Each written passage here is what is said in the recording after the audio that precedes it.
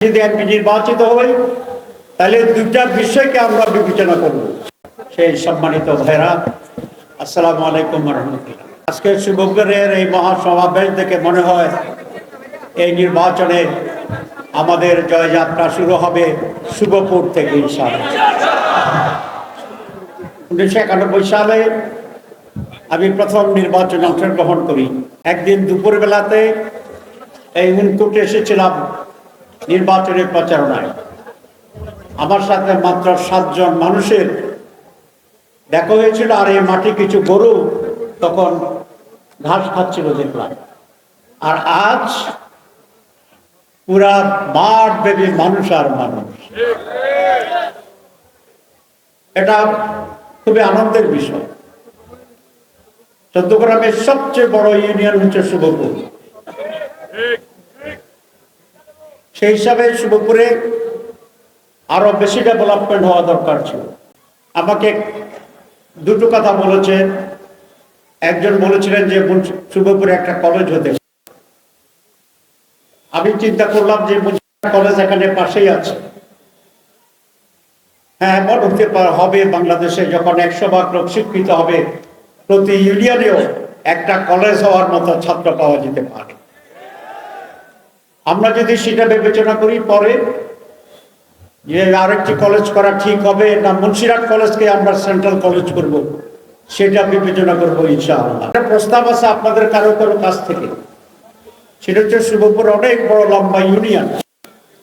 কেউ কেউ বলছেন না এটা এক থাকুক, তাহলে বড় ইউনিয়ন হিসাবে আমাদের মর্যাদা থাকবে।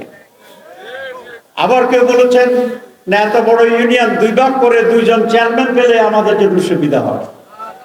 তো এটাও আমি আজকে কোনোটাই ঘোষণা করলাম না। সেদিন আমি জনমত যাচাই করব, এলাকার গ্রাম থেকে প্রতিনিধিদের ডাকবো।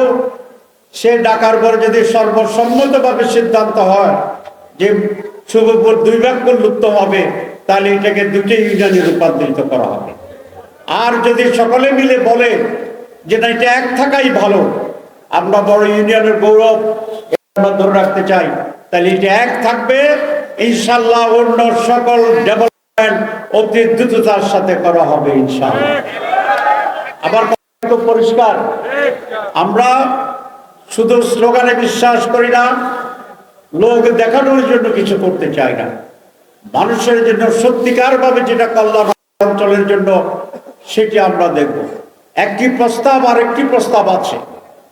শুভপুরের একটি বিশাল জায়গায় একটি আধুনিক দুগ্ধ খাবার তৈরি করার একটা প্রস্তাব নিয়ে আমরা কাজ করতেছি।